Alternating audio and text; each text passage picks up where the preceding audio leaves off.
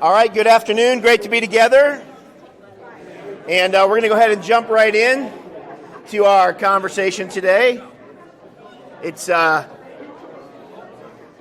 most wonderful time of the year, Andy Williams said. Anyway, I assume that he was right. There'll be much mistletoeing and hair will be blowing and or no, much mistletoeing and budgets are blowing. No, what is it again? I can't remember. But here we are. We've been talking, our theme, for Advent this year has been King, the King and kingship, right? And we've been talking a lot about Jesus as a king.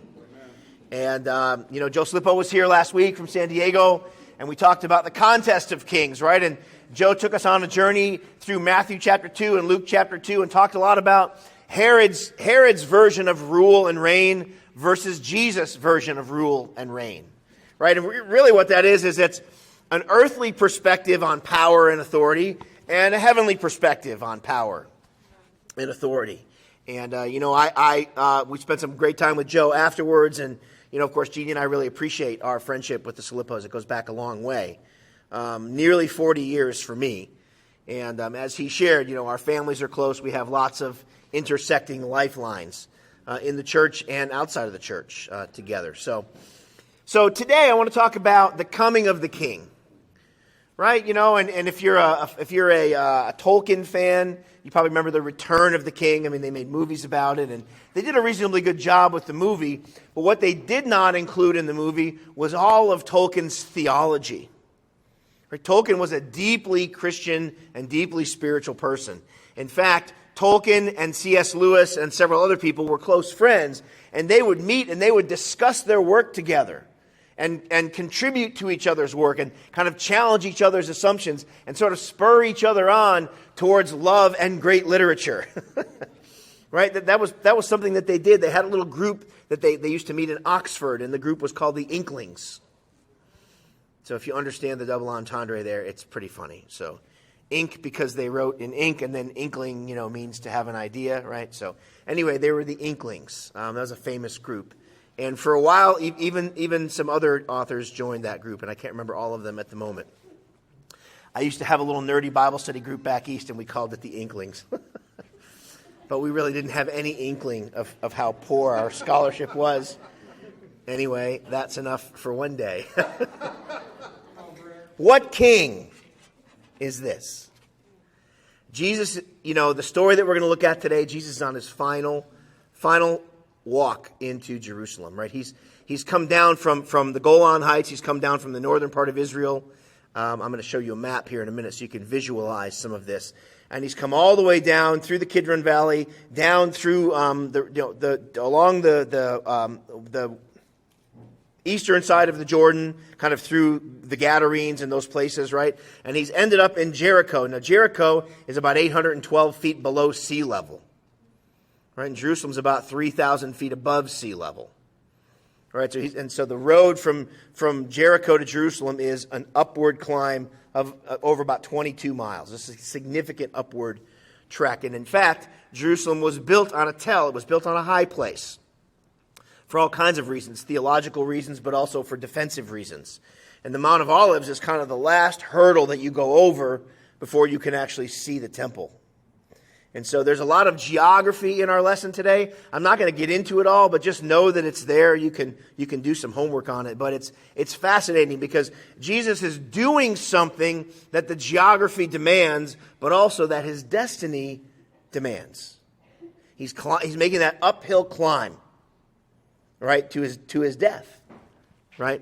But on his way, as we talked about in the welcome, on his way, he has time to care for people, right? What kind of king is this who's coming? And what will his coronation look like? It will not be a throne. It will be a tree. It will not be a crown of glory just yet. It will be a crown of thorns, right? He will not walk down into the city victorious. He will walk up to the city to his death. This is not any king who's coming. This is Advent. This is the coming of the King. He's a different king. What kind of king? Oh, interesting. I'm just checking on something here. Okay, that's right. Oh, I bet the pictures didn't load. Oh, that's too bad. I had some cool pictures of the road from Jerusalem up to, that's too bad. I hope. Oh, yeah, I do have them. Okay. Ooh, it's got me in the background, too. Cool. What? That's weird. Okay. Well, sorry, there's a little bit out of order, but I want to show you these pictures first. Sorry, it's a little bit out of order. So we're going to be here's our text. We're going to be in Luke 18, verses 35 to 43. That's where we're going to be. Luke 18, 35 to 43. But first, I want to show you some pictures. All right. So this is kind of a zoom in of where. Oh, hey, look at me. Hi. Hey, that's really weird. I don't know why that's doing that. But it's cool though. I think I can even zoom in here. I can't. But so from the north. So this is the Dead Sea, right? Jesus, of course, is born in Galilee, way up north.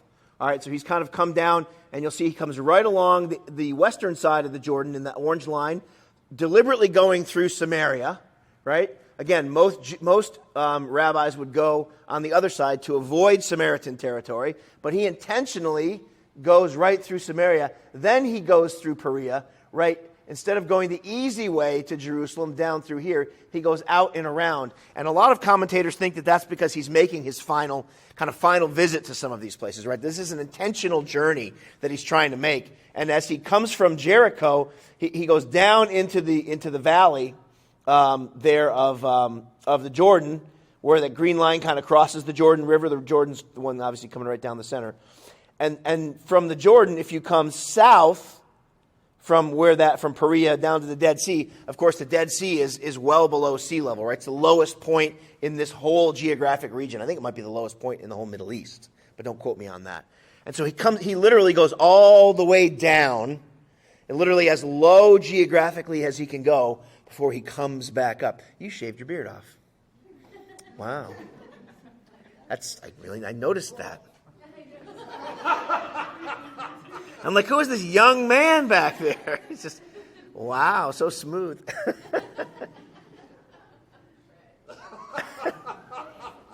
When's the last time you had that thing off? Many years? Okay. Anyway, I'm not sure what. It was fascinating. Anyway. But here's the journey, right? And again, just bear with me here for about 3 or 4 minutes. I want to run through these visuals because I think it helps us, right? So there's Jerusalem, the residential area of Jerusalem. You can see bottom left or bottom right. I guess it's your right, my right too, apparently. So, and then the city of the municipal capital of Jericho, and then up the hill, right? This climb is called the ascent of Adumim. Adumim means red. And there's 2 different reasons why sometimes it's called red. The rocks through there, the rocks are very, very red. There's a lot of iron and copper in them, but the iron in particular turns it red. But it's also a place of great bloodshed, right? Because there are a lot of great battles have kind of taken place in that area. And then as you get to the top of that first mount, there's the Romans had some forts there, right? Again, protecting Jerusalem, right? Because the only way to get to Jerusalem from that side of the Jordan was to come up this road through this valley. And then there's a huge canyon there called Nahal Og. Very deep canyon. No sunlight gets down in there. There's so much shadow. It's quite something. There's a famous monastery there now. And then the Romans built this road of ascent that goes basically straight up to the shoulder, up towards the Mount of Olives. The Mount of Olives is the highest point. It's actually above Jerusalem. Right, so Jesus has to go up, as you can see, 3,300 feet up over 14 miles. I think I said 22 miles. It's 22 kilometers. So it's a pretty good climb. And here's kind of what it looks like. As you come up out of Jericho, this is right above the city of Jericho, and you can see the road there. This is what the road looks like going through the high hill country. And you can see, if you'll notice on the right, the rocks look a little bit red. Right, it's not a great shot of it, but here's the mountain. Here's the modern road now that sits atop of this mountain. And notice there's nothing on either side. Right, this is the Judean wilderness. Right, this is where Jesus went out to pray. This is the lonely places where he would go out to pray. He didn't just walk out of town. He hiked some 10 to 15 miles out into the wilderness because he knew he wouldn't be disturbed and no one would hear his loud cries and tears. Right? You'll see on the right-hand side there, it looks like maybe the ruins of a small fort or something like that. You can see that's an ancient civilization. And way off in the distance, I don't know if you can see it, but there's like, if you have really good eyes, it almost looks like there's a radio tower way up in the top right, standing off there. There are 3 columns that have been built on the Mount of Olives, and that's what you're looking at way off in the distance. Here's a little bit of a closer view of it. As you get closer into the city, you can see this is near the crest of the hill now, coming up that long road. So you're at about 2,500 feet above sea level at this point.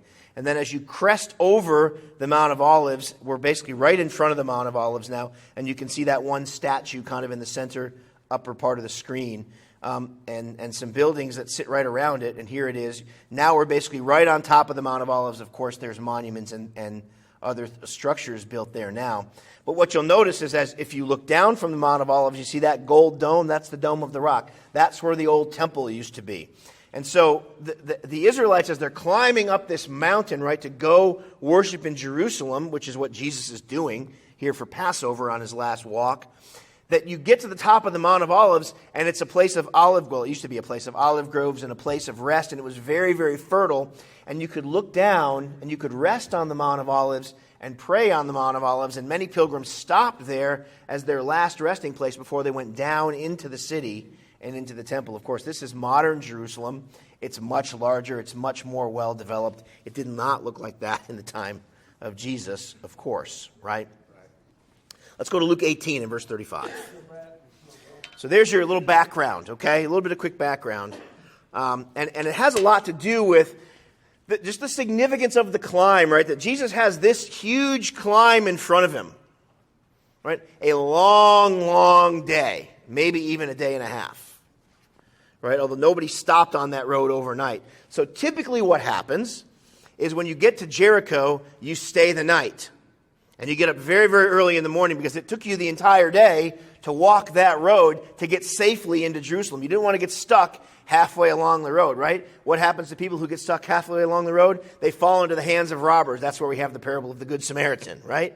He got stuck on that road. He wasn't supposed to be on that road at that time of night because only bad people were on that road, right? So for whatever reason, he was out too late and got himself sideways with the bad guys. As Jesus approached Jericho, a blind man was sitting by the roadside begging. When he heard the crowd going by, he asked Jesus of Nazareth, or he asked what was happening, and they said, well, Jesus of Nazareth is walking by. And he cried out, Jesus, Son of David, have mercy on me. Those who led the way rebuked him and told him to be quiet. But he shouted all the more, Son of David, have mercy on me. And so Jesus stopped and ordered that the man be brought to him. When he came near him, Jesus said to him, what is it that you want me to do for you? Lord, I want to see. He replied. Jesus said to him, receive your sight. Your faith has healed you. Immediately he received his sight and followed Jesus, praising God. When all the people saw it, they also praised God. Jesus rewards faith without sight. You know, this guy is quite the character. It's, and again, many of you may know some of the things I'm about to share, but think about if you're a blind person in that culture, right? Blindness, like any other ailment, was seen as a sign of sin, right? Or that God had somehow abandoned you, right? So if you were blind or lame or had a chronic illness, that automatically meant you were not spiritual, therefore not clean, and as a result, not safe to be in a relationship with, right? So there were no social services, right? No one was going to help this guy, including his family, especially if they were Orthodox, right? And so the system was built in such a way that someone who had a serious physical ailment was completely shunned by the community. So couldn't work. He relied completely on the good graces of others for everything, for food, for relationship, for news, for anything that was going on in the city. He was blind. But somehow, as I pointed out in my welcome, somehow he knew who Jesus was. He had heard about Jesus of Nazareth. He had heard enough that he built a faith that when he heard Jesus coming by, he was able to call him by his messianic name. So there's a lot of commentators that have a lot to say about this guy, Bartimaeus. He's a very interesting character because normally in first century literature, if you're blind or lame or a prostitute or something like that, no names are given. In fact, typically in the New Testament, you don't see the names. A rich man and Lazarus. Think about the parable of the rich man and Lazarus. We don't know what the guy's name was. Most of the foils in Jesus' story, most of the bad people, they're mostly nameless. Mostly nameless. But here in Luke, we have two quote-unquote bad people who get redeemed. And what's interesting is we know the names of both. We know Bartimaeus and we know Zacchaeus. Typically, in revisionist history, which is what the New Testament is, right? It's history written from the Jewish and Christian perspective, right? That when there's bad people, they just say what they did, but they don't say their names because they don't want them to be memorialized, right? This is very common in literature. It's still common. Charles Dickens did it. He had lots of famous characters in his novels, and he would always give them crazy names. I'll give you one example of how this works because it's funny. In Hard Times, how many of you guys know Hard Times if you've read Hard Times? But Hard Times, a famous novel by Charles Dickens, and it starts off in a boarding school where presumably similar to the one that he went to. And there's a female headmaster, and her name is Mademoiselle Choke'em-Child.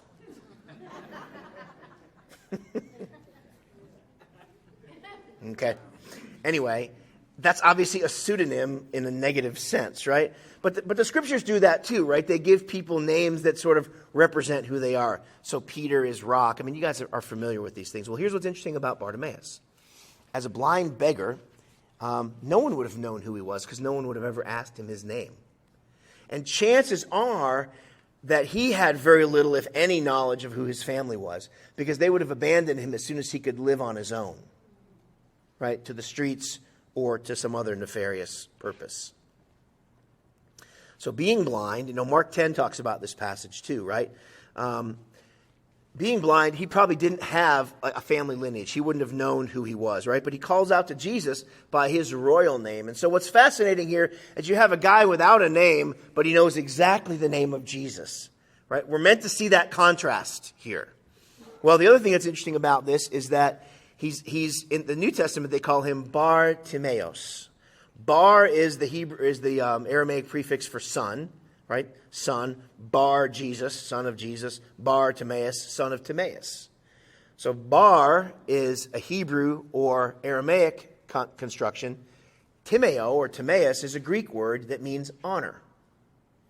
So what most commentators think is that this anonymous person was healed by Jesus, followed him into Jerusalem, and was prominent enough in the Christian community that they renamed him Son of Honor. And that he became quite well known. Now, there's some extra canonical, there's some stuff outside the Bible that talks about this man even being appointed by the Apostle Peter to be an elder in one of the communities. Now, we don't really know if that's true, but the point of the matter is that this guy became a very well-known person.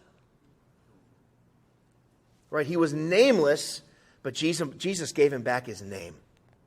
Jesus gave him back dignity. He gave him back identity, right?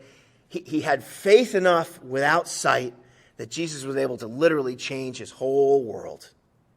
It was more than just that he could see, but he could connect again. He was back with regular society. He had friends again. He had family again. He had honor again. He could go to temple again.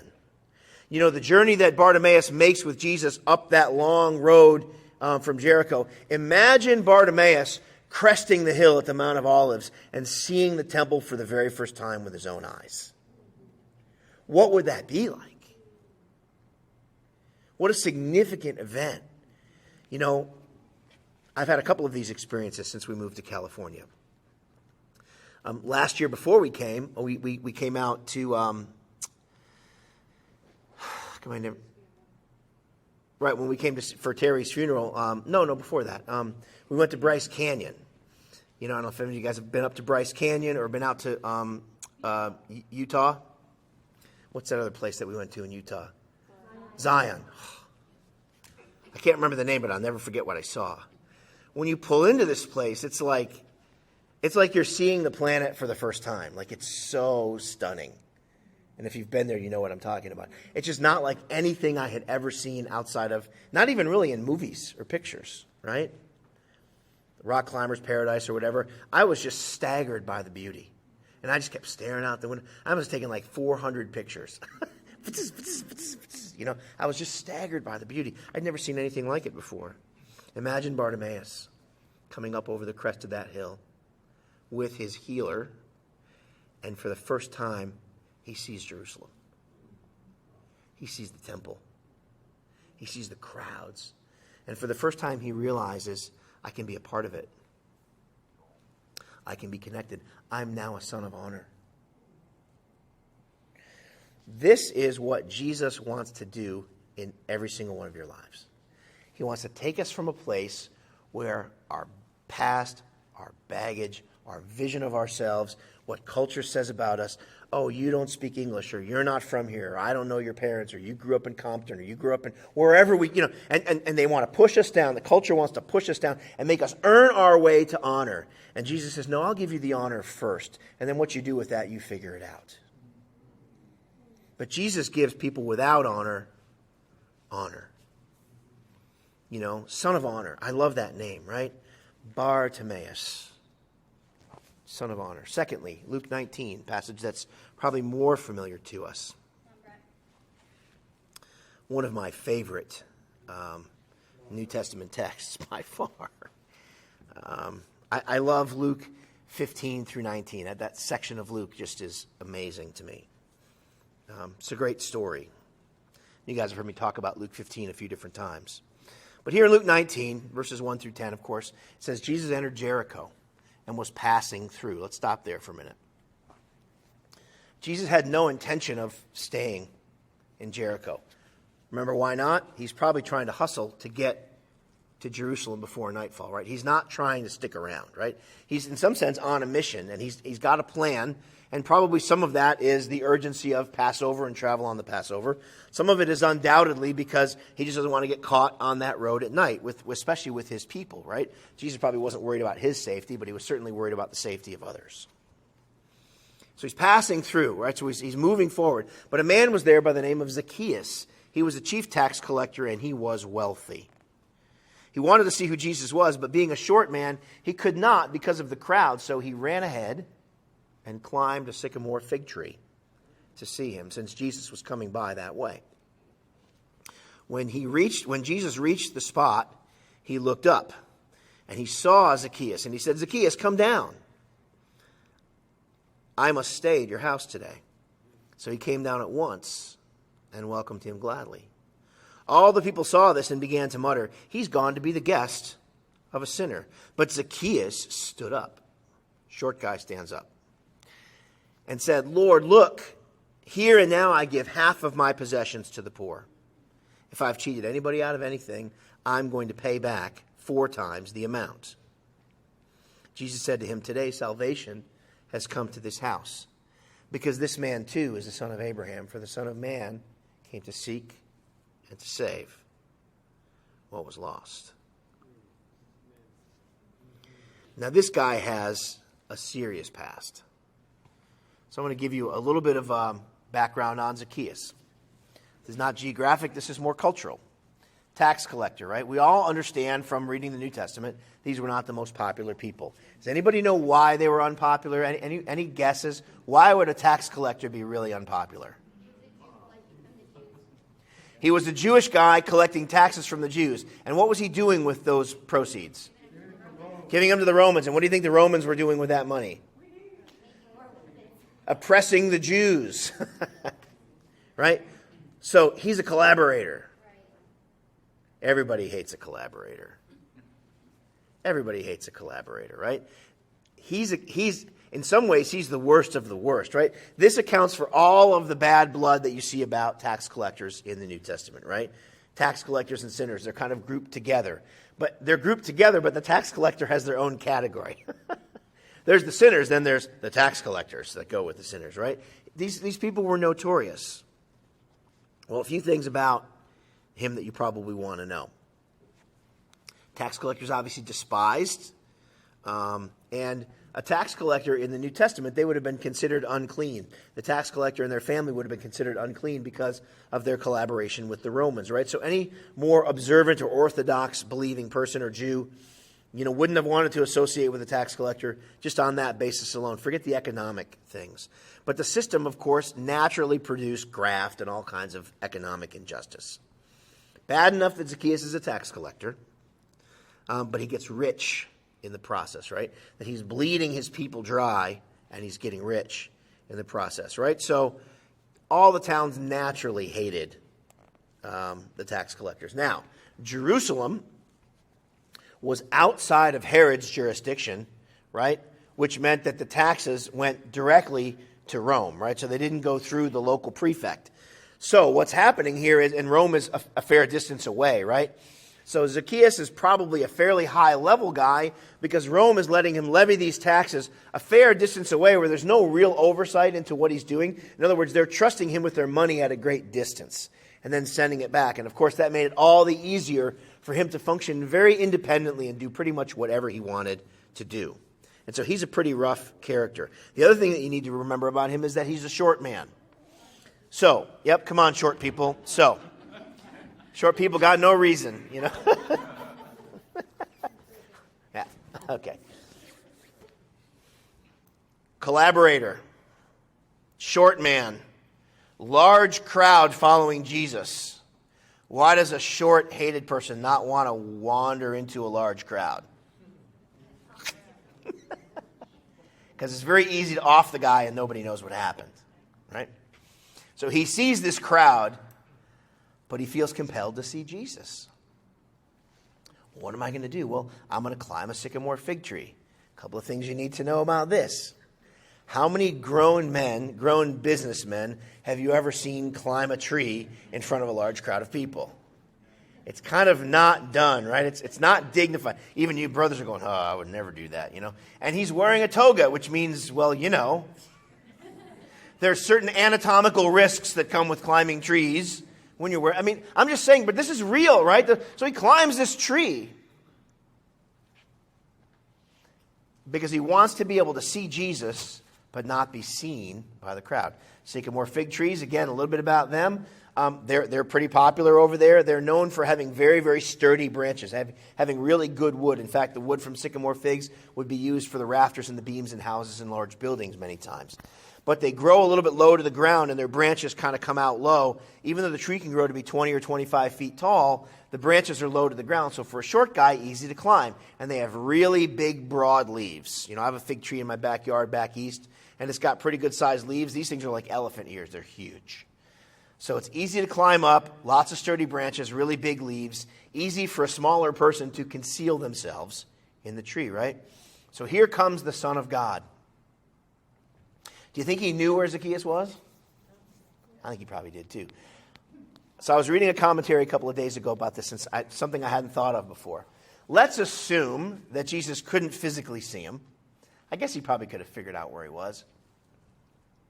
But what if somebody in the crowd spotted him? Or happened to spot him scurrying up the tree? By the time the crowd gets to that part of the road, what are they going to see? He's outside of his house. He's all alone. They've got the cat in the tree finally, right? And there he is. He's trapped. So maybe Jesus is doing him a solid and trying to give him a way out at the same time. But he's trying to get a look at Jesus, and Jesus does the unthinkable. He invites the most hated person in town to come down, and he invites himself over for dinner. Now, in any normal culture, the host does the inviting, not the guest, right? So Jesus is definitely, why don't just let me come over to your house? This is very unusual in any culture. Jesus is making the invitation. He's not waiting for the invitation. He's making the invitation. Why is he doing that? Well, because the crowd is forming, and it's starting to get scary. And as the crowd forms, Jesus says, you know what? I need to help this guy out. Let me just invite myself over to his house.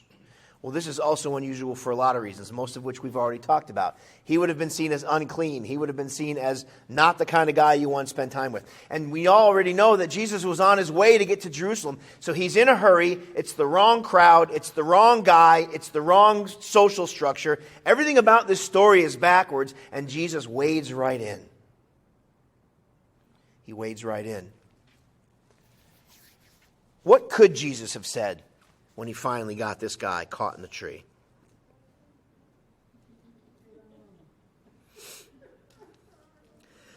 Zacchaeus, you filthy collaborator, you're an oppressor of good people. You've drained the economic lifeblood of your people and given it to the imperialists. You've betrayed your country and your God.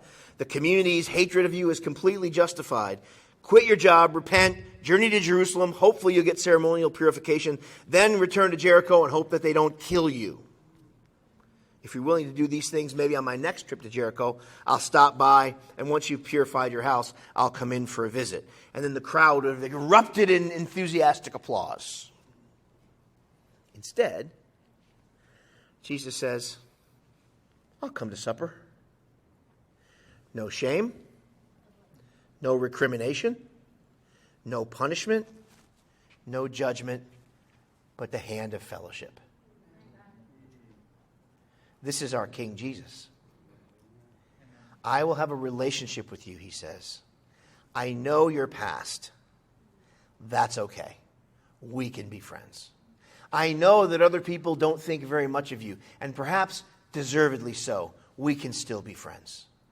I know that you haven't really lived the best Jewish life, Zacchaeus. You haven't really done the best with your talents. You haven't really given me the best of your heart. But we can rework that if you'll just let me have dinner with you. This, of course, creates conflict in the text. Let's go back to our text. It's not easy to go back in the slides, but if we go back and we read... So he comes down at once, right, and welcomes him gladly, the text says. And what does the crowd instantly do? He's gone to be the guest of a sinner, they mutter. They get riled up, and their anger turns from Zacchaeus to Jesus. Their anger turns from their collaborator to their Savior. Because this man, too, is a son of Abraham. And Jesus says what? Salvation has come to this house. That's a double entendre. It means salvation for him, and Jesus himself has come. He says, salvation is in your house because you are a son of Abraham. Jesus takes the anger away from the sinner and he puts it on himself so that he can have a relationship with someone who doesn't deserve it. This is what Jesus was thinking about as he was being waylaid on the route to his own death. He wasn't thinking about himself. He wasn't thinking about his safety. He wasn't thinking about the hard day's journey and tonight. He was thinking about, here is a guy that no one is going to give a chance to, so I have to do it. Even if it means people hate me because of it. That's your king. That's your king. How about us?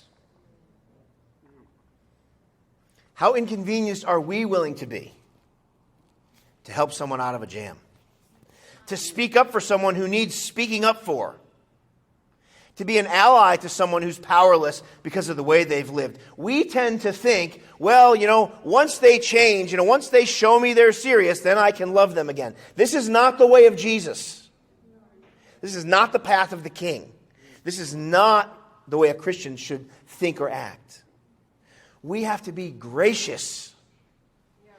We need to give honor, not where honor is due, but where honor is needed. Oh, give honor where honor is due. Paul does say that, but Jesus gave honor where it was needed most, to the dishonorable. Honor instead of shame. We live in a country and in a time and a culture where shame has been weaponized. Social media is all about shame and pressure. You didn't get enough likes. You don't add up. You're not pretty enough. You're not skinny enough. You're not tall enough. You're not rich enough. You're not cool enough. You're not hip enough. You're not whatever. You're not. Rubbish. This is not reality. What the culture says to you, ignore that because they're wrong. They're wrong. And if that's the messaging that's in your head, break your phone. I mean, hey, it's hard, right? I got a YouTube channel. I got a Vimeo channel. I care about how many likes I get, and, well, not really, but I mean, I came across it the other day and went, I thought there'd be more, We're not immune, but my honor comes from God, who loves the dishonorable. Because by being his friend, I attain a place of honor. I am the son of a king. I live in the kingdom. I live in a palace. And I'll be with him forever. Honor instead of shame. Jesus gives sight to the sightless, names to the nameless, and honor to the dishonorable. This is King Jesus. This is the king that has come and will come again. But not to do these things, but to look for the people that have been looking for him. To ask us, have we given names to the nameless?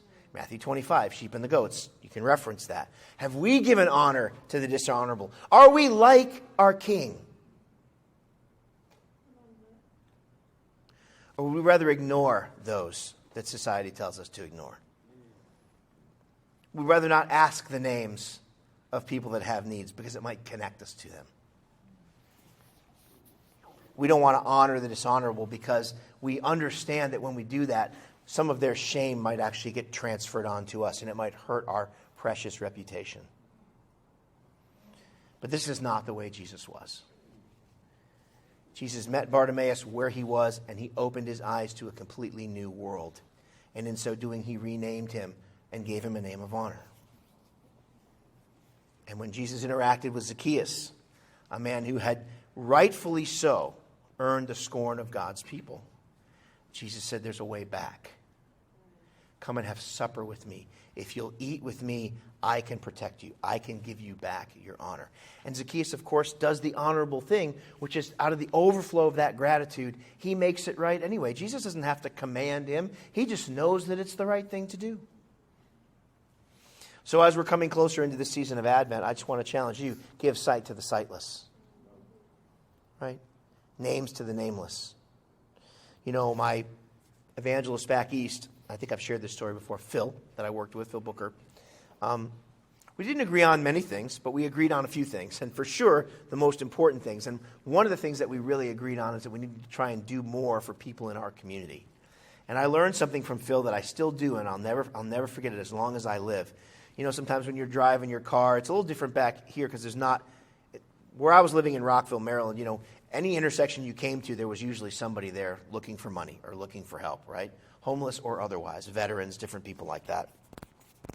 And for a long time, I'd kind of sheepishly, maybe I'd drive by or maybe I'd crack the window and slide a dollar bill out there or something like that. And then over time, Jeannie and I got into the habit of creating small care packages. A little bit of hand sanitizer, a couple of masks, a bar of soap, a stick of deodorant, maybe some gum or something like that, a pair of socks, sometimes a pair of boxer shorts. And we'd put these in Ziploc bags and we'd keep them in our car. Pretty much year round, but especially in the winter months. And when we came up on a situation like that, we'd hand that out the window. And sometimes we'd put $5 or $10 in it and we'd hand the whole bag out the window. People were so fired up. And I thought I was doing pretty well. But I was talking with my friend Phil one time. And we were just talking about how it's easy to sort of lose our heart to do that. After a while, you become immune to the suffering of people. And I said, yeah, it's just, how do you do it? I wonder, how do you keep your heart soft? He goes, well, I'll tell you what I do. He goes, I roll my window all the way down. I reach my hand out and I ask their name. I was like, oh. I was like, okay. Hey, man, what's your name? My name's Tony. Hey, Tony, have this. Know that I'm thinking about you. Now it's a connection. I've touched him. I've looked him in the eye. I know his name. Somehow that makes it more personal. So there's a little practical tip, But brothers and sisters, it's the least we can do to show honor to people that are struggling, right? To take a moment and ask somebody, hey man, what's your name? What's going on? And if you're not at an intersection, can I just stop and pray with you for a minute? I've never had anybody say no to that. Never. They don't always pray with me, but I've never had anybody say no. But that connection, right? That's what made Jesus so powerful.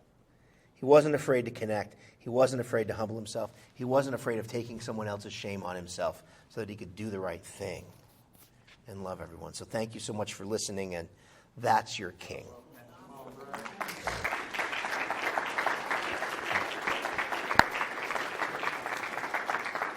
Do you have the communion?